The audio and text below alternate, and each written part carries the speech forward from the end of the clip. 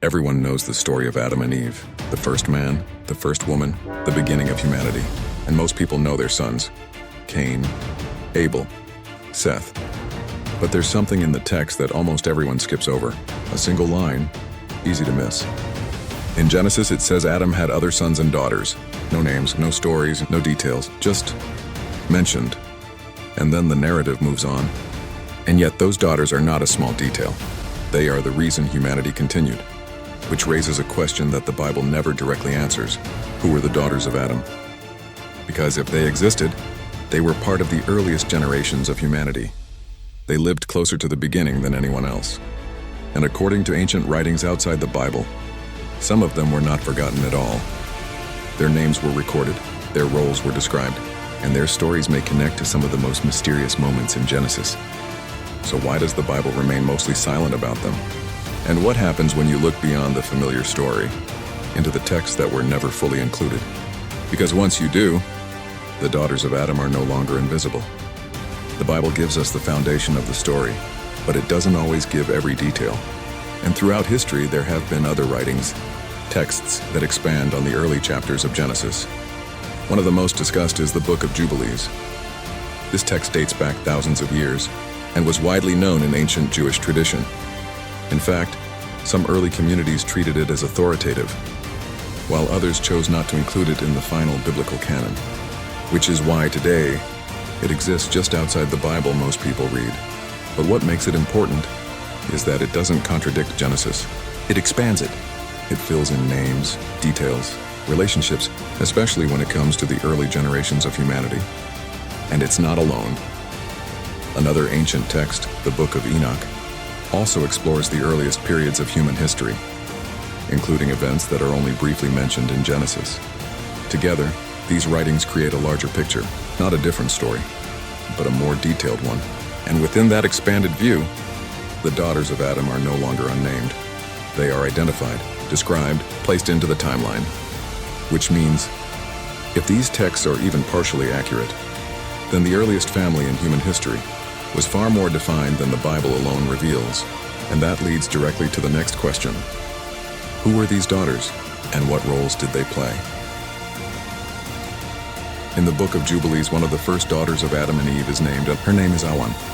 And according to this text, she becomes the wife of Cain. This is where the story starts to connect.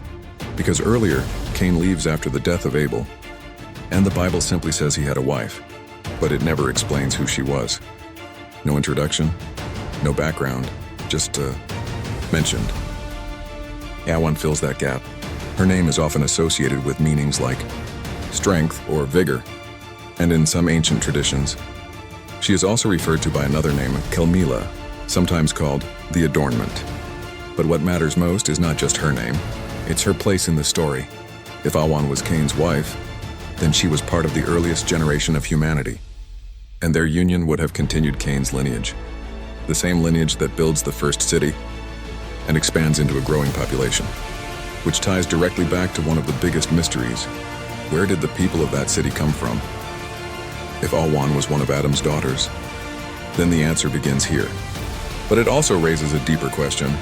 Why is this detail left out of Genesis? Why does the Bible tell us Cain had a wife, but never tell us who she was? And why do we have to look outside the text to find her name? Because once Awan is introduced, the early story of humanity becomes more complete, but also more complex.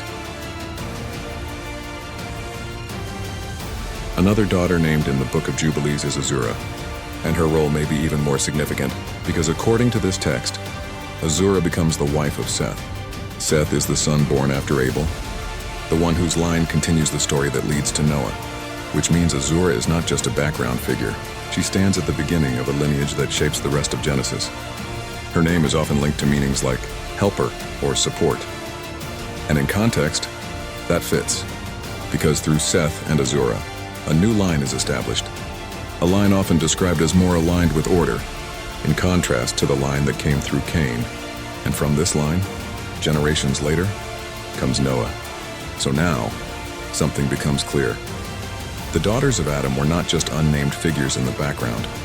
They were directly connected to the continuation of humanity, to the development of different lineages. to the unfolding story that leads into one of the most defining events in Scripture. And yet, once again, the Bible itself never names her. It tells us Seth had descendants. It traces the lineage forward. But it never pauses to identify the woman beside him. Ahasuerus' name appears only in the expanded texts, which raises the same question again. Why are these foundational figures left out of the main narrative?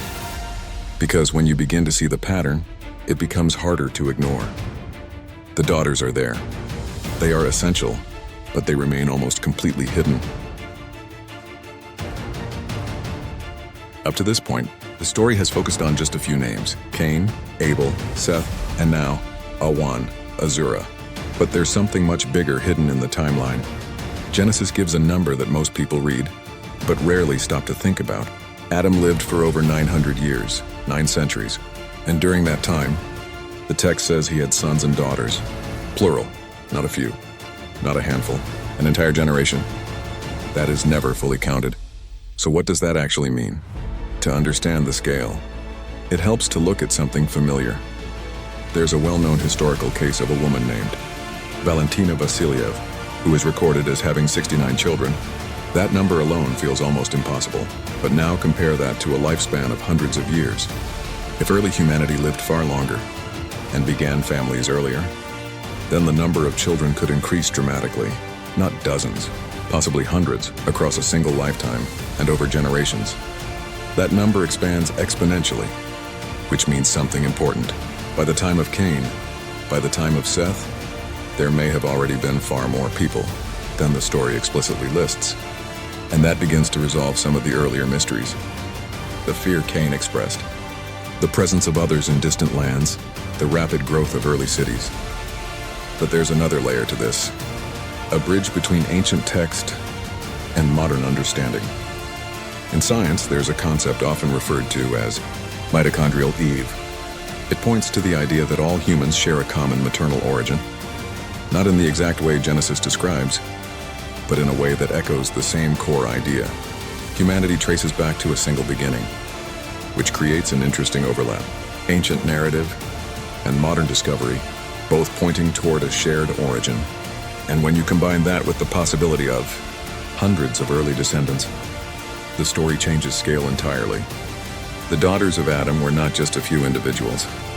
They may have been part of a vast, expanding population, one that the text only briefly acknowledges before moving on.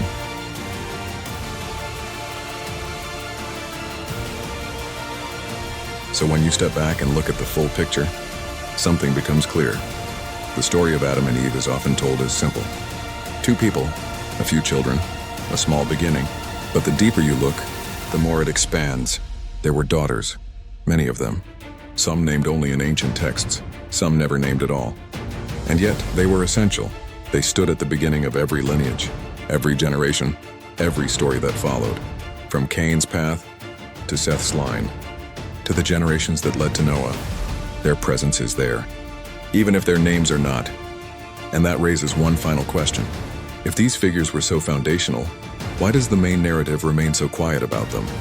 Why are their stories reduced to a single line, while the rest of history unfolds around them? Was it simply a matter of focus, or were these details intentionally left in the background? Because once you start noticing what's missing, it changes how you read what remains. The daughters of Adam were never absent. They were just rarely spoken of. And the more you look into the earliest chapters of Genesis, the more it begins to feel like the story we've been told is only part of something much larger. What do you think?